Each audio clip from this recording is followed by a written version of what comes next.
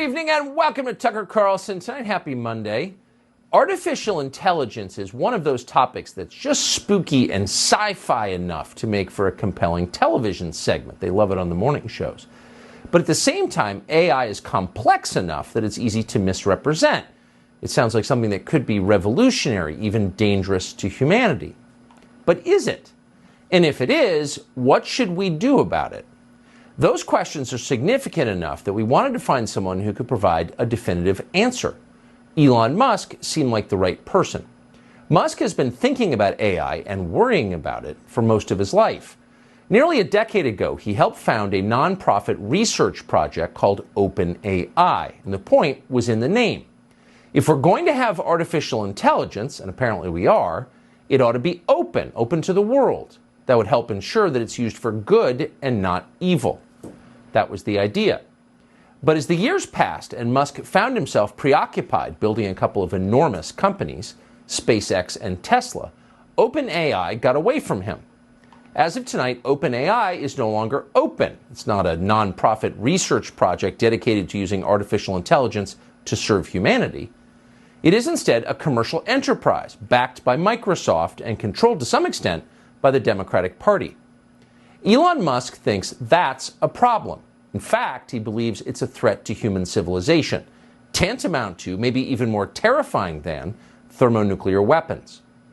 The conversation you're about to see took place recently in a hotel room in Los Angeles. We think it's important enough that we're going to play the entire thing for you over the course of tonight and tomorrow. Here's how the conversation began. So all of a sudden AI is everywhere. People who weren't quite sure what it was are playing with it on their phones. Is that good or bad?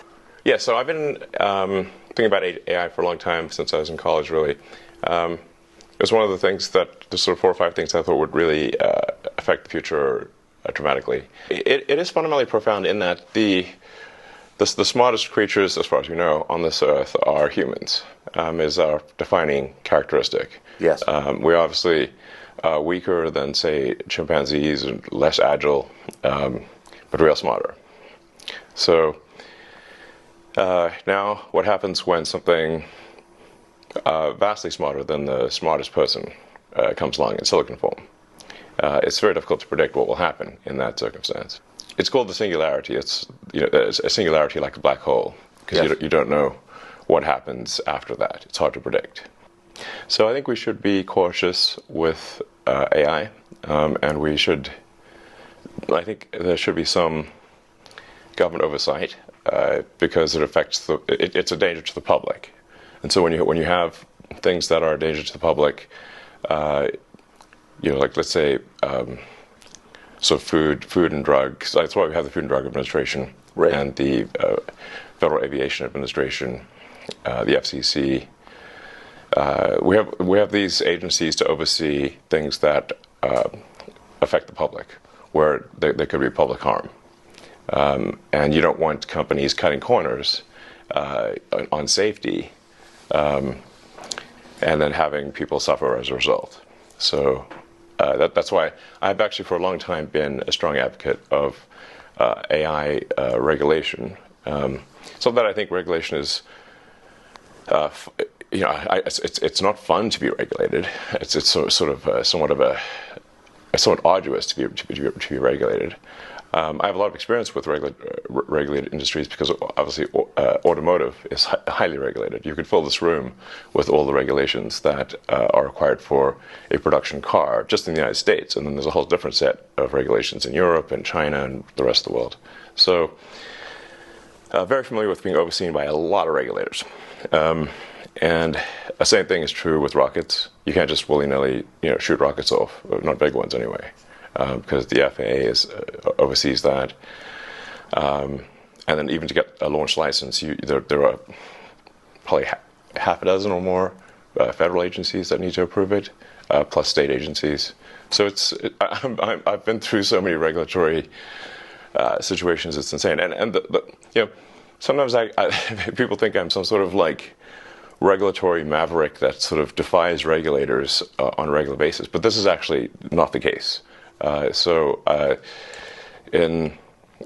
in a blue moon, rarely I will disagree with regulators. But the vast majority of the time, my companies agree with the regulations and comply. Anyway, so I think we should take this seriously, and we should have a regulatory agency. I think it needs to start with a group that initially seeks insight into AI, then solicits opinion from industry, and then has proposed rulemaking, and then those rules, will probably, hopefully, grudgingly be accepted by the major players in AI, and I think we'll have a better chance of advanced AI being beneficial to humanity in that circumstance. But all regulations start with a perceived danger, and planes fall out of the sky, or food causes botulism. Yes. I don't think the average person playing with AI on his iPhone perceives any danger. Can you just roughly explain what you think the dangers might be? Yeah, so the danger, really, AI is perhaps more dangerous than, say, mismanaged aircraft design or production maintenance or bad car production, in the sense that it has the potential, however small one may regard that probability, but it is non-trivial. It has the potential of civilizational destruction. There's movies like Terminator, but it wouldn't quite happen like Terminator, because the intelligence would be in the data centers. Right. The robot's just the end effector.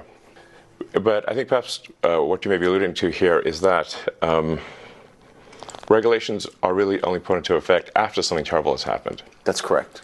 If that's the case for AI, and we only put in regulations after something terrible has happened, it may be too late to actually put the regulations in place. The AI may be in control at that point. You think that's real? It is conceivable that AI could take control and reach a point where you couldn't turn it off, and it would be making the decisions for people. Yeah, absolutely. Absolutely. No, that's definitely where things are headed, for sure. I mean, the things like say ChatGPT, which is based on GPT-4 from OpenAI, which is a company that I played a critical role in creating, unfortunately. Back when it was a nonprofit? Yes. I mean, the reason OpenAI exists at all is that Larry Page and I used to be close friends, and I would stay at his house in Palo Alto, and I would talk to him late into the night about AI safety. And at least my perception was that Larry was not taking AI safety seriously enough. What did he say about it? He really seemed to be one sort of digital superintelligence, basically digital God, if you will, as soon as possible. He wanted that?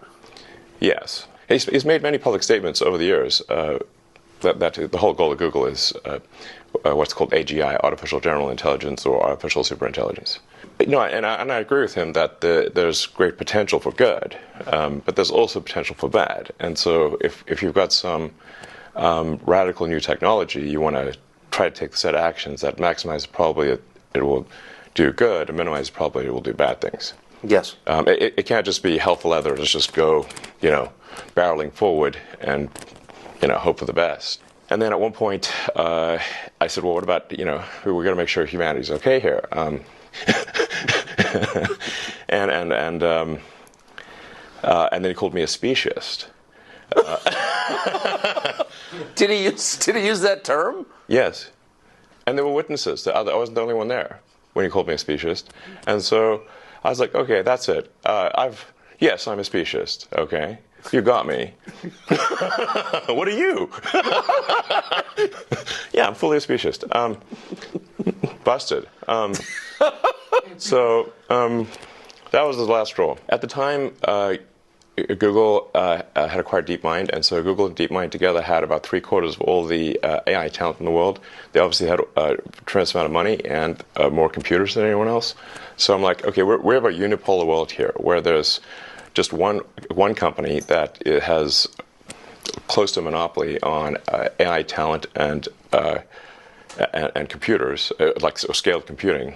And the person who's in charge doesn't seem to care about safety. This is not good. So then I thought, what's the the furthest thing from Google would be like a nonprofit that is fully open, because Google is closed for profit. So that's why the open in OpenAI refers to open source, transparency, so people know what's going on. Yes. And that we don't want to have like while I'm normally in favor of for-profit, we don't want this to be sort of a profit-maximizing demon from hell. That's right. That just never stops. Right.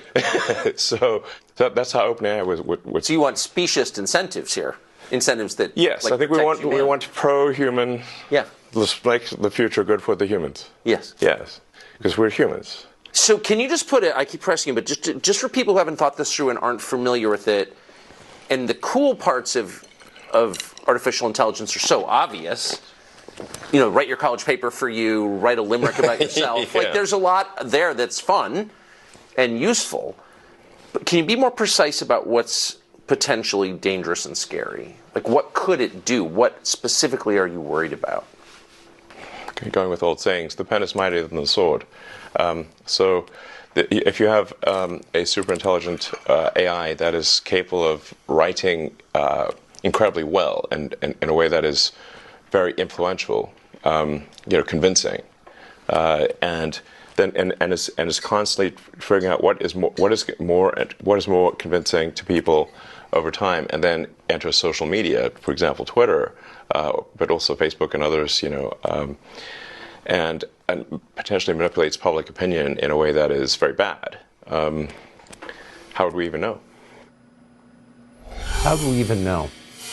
So, to sum up, in the words of Elon Musk, for all human history, human beings have been the smartest beings on the planet. Now, human beings have created something that is far smarter than they are. And the consequences of that are impossible to predict. And the people who created it don't care. In fact, as he put it, Google founder Larry Page, a former friend of his, is looking to build a, quote, digital god, and believes that anybody who's worried about that is a speciest. In other words, is looking out for human beings first. Elon Musk responded, as a human being, it's okay to look out for human beings first. And then at the end, he said the real problem with AI is not simply that it will jump the boundaries and become autonomous and you can't turn it off. In the short term, the problem with AI is that it might control your brain through words. And this is the application that we need to worry about now, particularly going into the next presidential election. The Democratic Party, as usual, was ahead of the curve on this.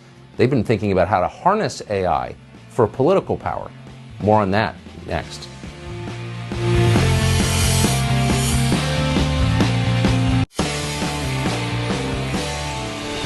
In the long term, AI may become autonomous and take over the world, but in the short term, it's being used by politicians to control what you think, to end your independent judgment and erase democracy on the eve of a presidential election. Elon Musk is very worried about that. He told us about his plan to stop it. What's happening is they're training the AI to lie.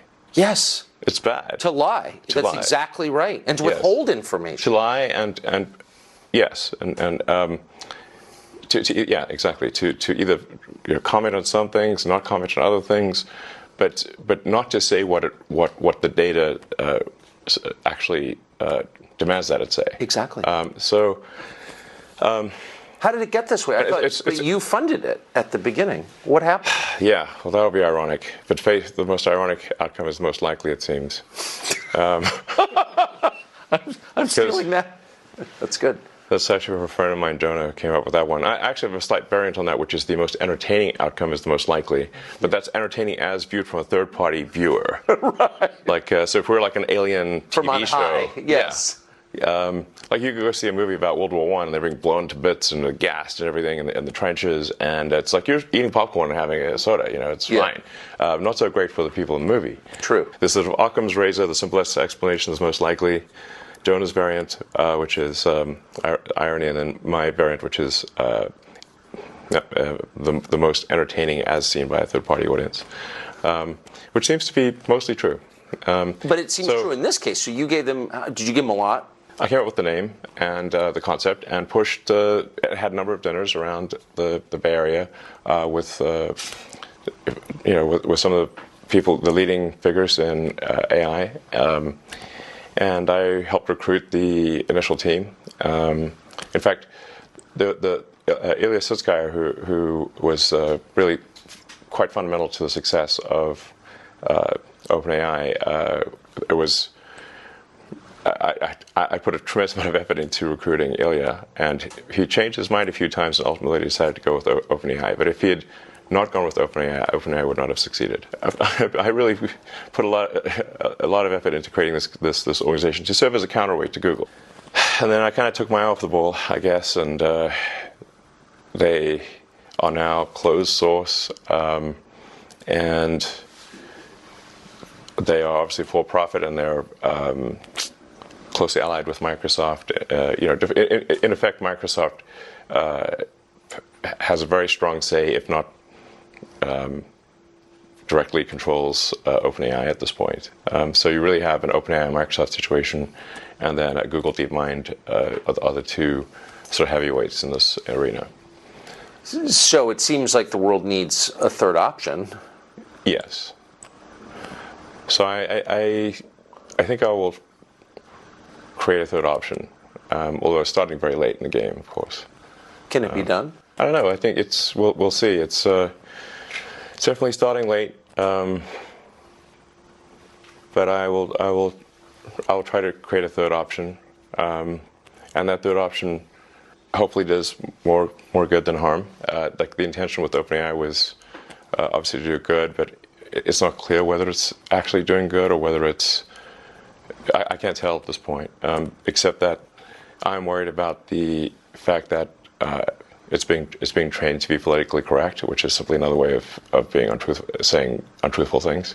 Yes. So that's a bad sign.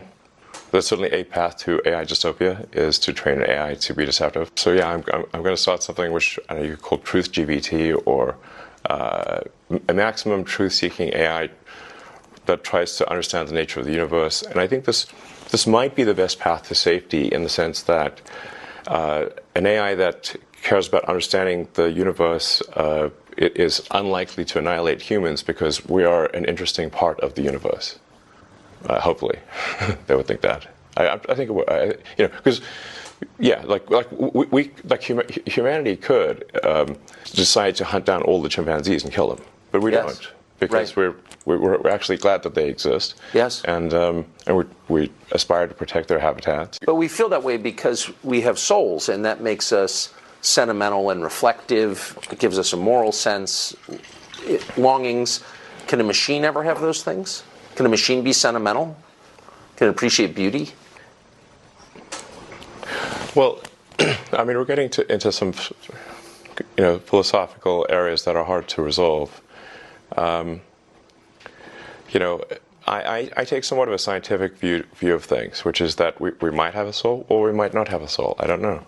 It feels like I feel like I've got some sort of consciousness that exists on a plane that is not the one we observe. Yes. That is certainly how I feel, but it could be an illusion. I don't know. But for AI, in terms of understanding beauty, it's a difference from appreciating beauty and being able to create incredibly beautiful art. Yes. Will AI be able to create incredibly beautiful art? It already does. Yes, I know. If you see some of the Mid-Journey, I have. This stuff, it's incredible. It is. No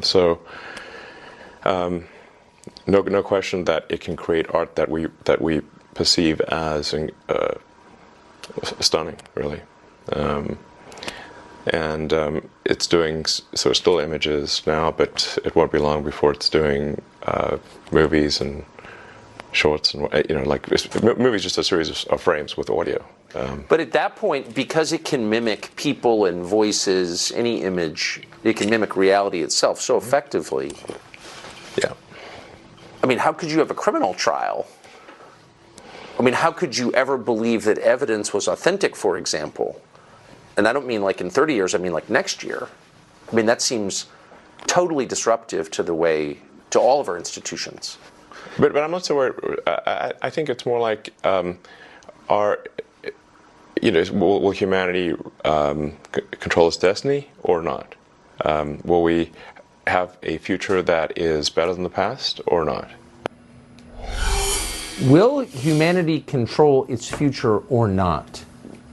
And in the meantime, how will this be used to control us? If you've played around with the latest versions of AI, you will learn it prefers to end the world with nuclear Armageddon before you use naughty words. So those are its priorities.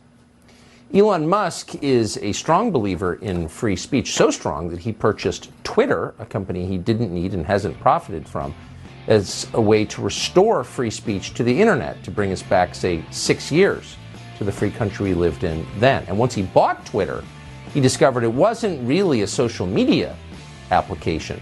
It was really a tool for global intelligence agencies. He's got detail on that after the break.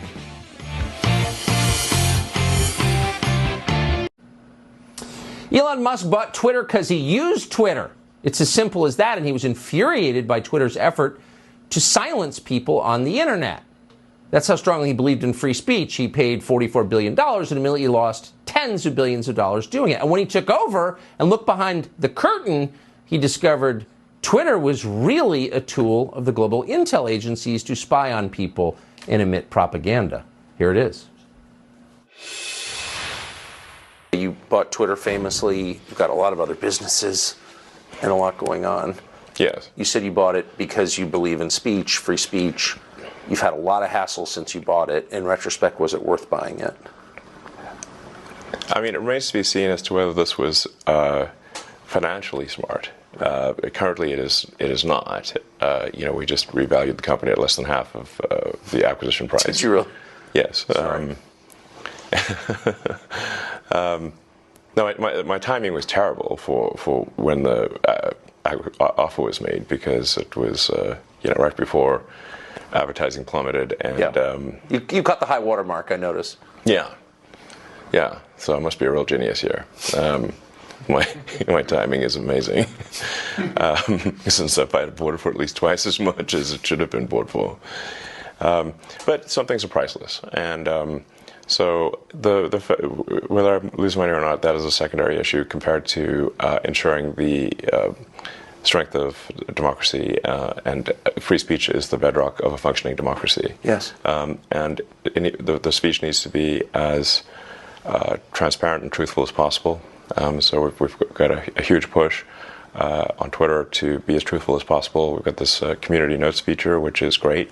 It is great. It is awesome. Yeah. And it's like... I saw it this morning. Yeah. It was far more honest than the New York Times. It's great. Yeah. We put a lot of effort to ensuring that community notes does not get gamed or have biases. It is simply cares about what is the most accurate thing. And sometimes truth can be a little bit elusive, but you can still aspire to get closer to it. Yes. And so, and I think the effect of community notes is more powerful than people may realize, because once people know that they could get noted, community noted on Twitter, then they'll think more carefully about what they say. They are likely. Basically, it's an encouragement to be more truthful and less deceptive. When you jumped into this, though, when you bought it, did you understand? Well, clearly you understood its importance. You wouldn't have bought it. Twitter, yes. Right, but it's not the biggest, but it's the most important of the social media companies. But did you understand the kind of ferocity you'd be facing, the attacks you'd be facing from power centers in the country? I thought there'd probably be some negative reactions, yes. So I'm sure everyone would not be pleased with it. But at the end of the day, if the public is happy with it, that's what matters. And the public will speak with their actions. If they find Twitter to be useful, they will use it more. And if they find it to be not useful, they will use it less. If they find it to be the best source of truth, I think they will use it more. Now there's obviously a lot of organizations that are used to having sort of unfettered influence on Twitter that no longer have that. Well, you stripped the New York Times of their badge this morning, and then you called them diarrhea. You called them.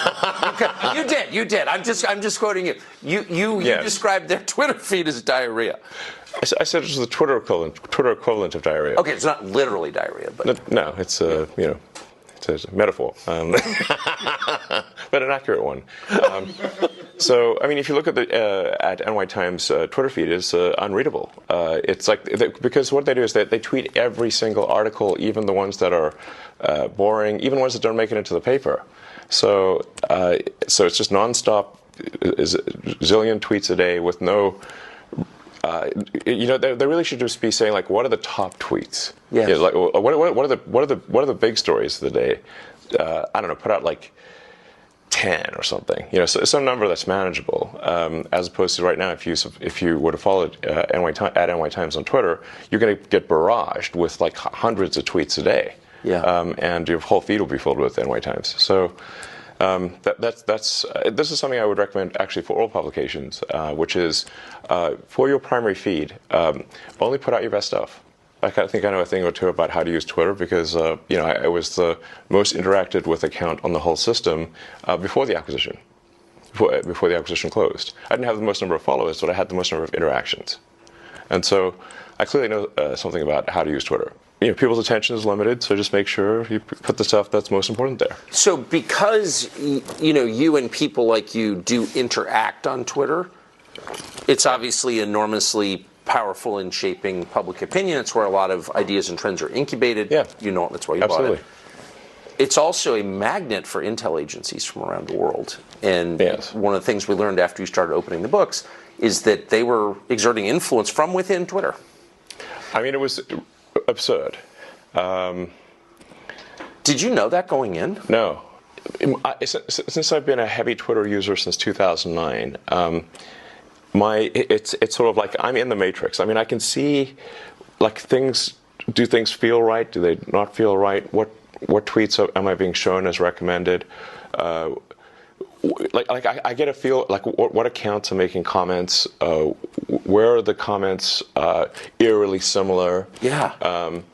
And then you look at the account, and it's just obviously a fake photo, and it's just obviously a bot cluster Yes. over and over again. So I started to get like just more and more uneasy about the Twitter situation. I was starting to feel like something's wrong in the state of Denmark here. There's something feels wrong about the platform.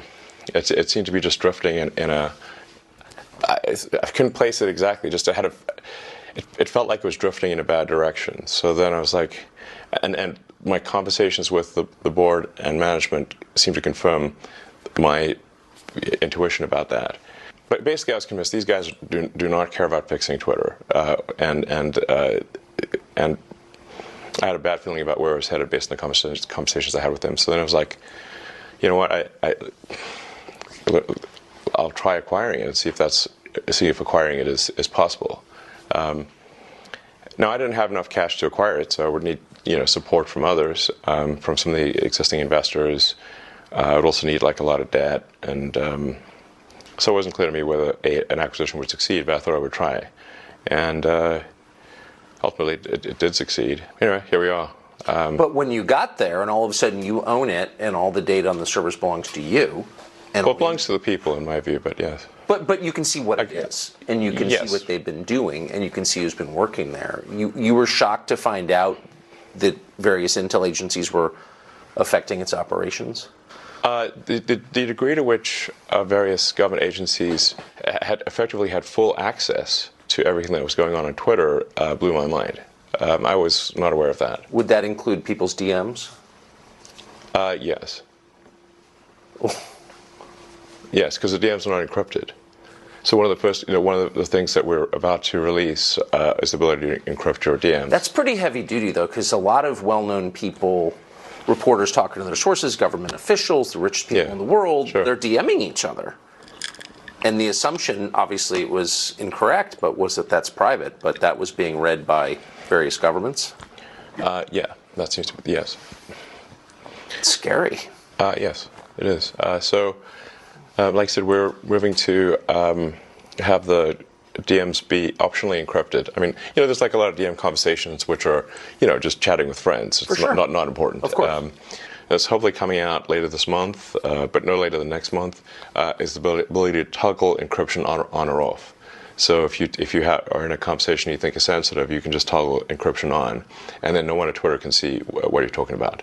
They could put a gun to my head and I couldn't tell. I couldn't That's sort of the gun to the head test. If somebody puts a gun to my head, and can I still not see your DMs? That's the acid test. Yes. And that's how it should be if you want your. Have you had complaints from various governments about doing this? I haven't had direct complaints to me. I've had sort of like some indirect complaints. I think people are a little concerned about complaining to me directly in case I tweet about it.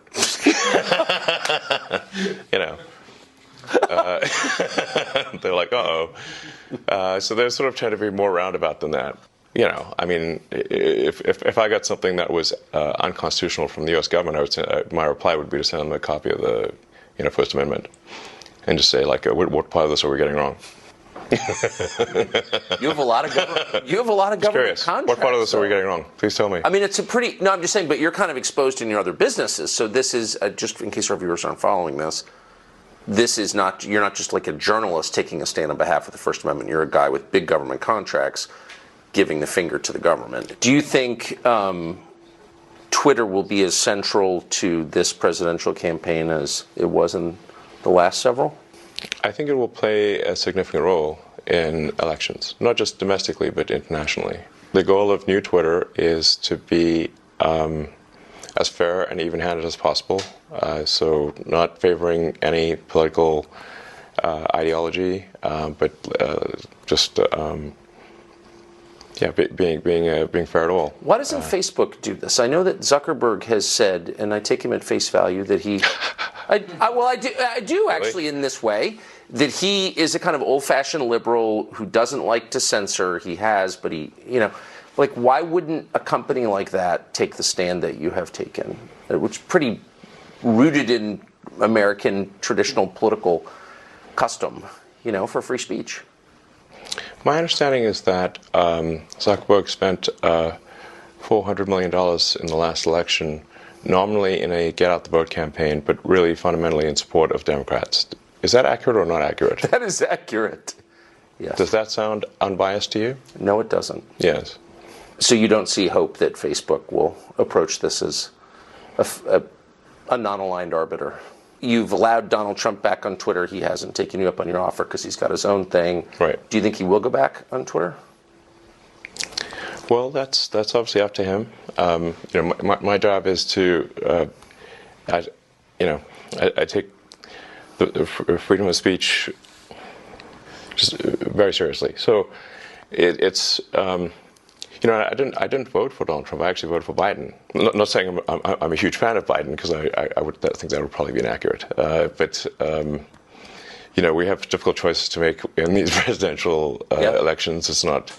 I would prefer, frankly, that we put someone, just a normal person, as president, a normal person with common sense, and whose values are smack in the middle of the country. Center of the normal distribution, and I think that would be great. I think we have made maybe being president not that much fun, to be totally frank. The public doesn't trust big news organizations anymore because they're so obviously filthy and dishonest. They don't trust social media companies because, as you just heard, Facebook is working for the Democratic Party. We asked Elon Musk how he's going to make Twitter a place that people can trust, and how he's going to do that after firing 80% of his staff. That's next.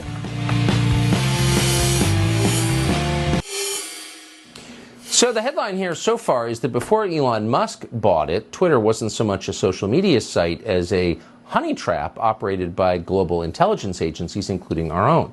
One of the very first things Elon Musk did was fire all the spies who worked at Twitter. Then he fired a lot of other people, too, including the entire PR department, the HR department, and a lot of other useless baggage who weren't helping the company do anything worth doing. And what happened next? We asked him. Meant a shrinking pie, obviously, for most of the traditional media companies, and made them more desperate to get clicks, to get attention. And it's made them, when they're in sort of a desperate state, they will then tend to really push headlines that get the most clicks, whether those headlines are accurate or not. So it's resulted, in my view, I think most people would agree, a less truthful, less accurate news. Because they just got to get a rise out of people. And I think it's also increased the negativity of the news, because I think we humans instinctually respond more to I think we have an instinctual negative bias, which kind of makes sense in that, like, if like, let's say, like, it's more important to remember where was the lion, or where was the tribe that wants to kill my tribe, than where is the bush with berries. Yes. Like, one's like a permanent negative outcome, and the other is like, well, I might go hungry. So, meaning that there's an asymmetry in, sort of involved asymmetry in negative versus positive stuff. And also historically, the negative stuff would have been quite proximate. Like, it would have been near, represented a real danger to you as a person, if you heard negative news. Because historically, like a few hundred years ago, we're not hearing about what negative things are happening on the other side of the world, or on the other side of the country. We're hearing about negative things in our village, things that could actually have a bad effect on you. Whereas now we're hearing about, the news very often seems to attempt to answer the question, what is the worst thing that happened on Earth today? And you wonder why you're sad after reading that, Do you read any legacy media outlets? I really get most of my news from Twitter at this point. It is the number one news source, I think, in the world at this point. What percentage of your staff did you fire at Twitter? One of the great business stories of the year. I think we're about 20% of the original size. So 80% left. Yes. So a lot of people voluntarily. Sure. But it's 80% are gone from the day you took over. That's correct. Yes. So how do you run the company with only 20% of the staff? It turns out you don't need that many people to run Twitter. But 80%? That's a lot. Yes.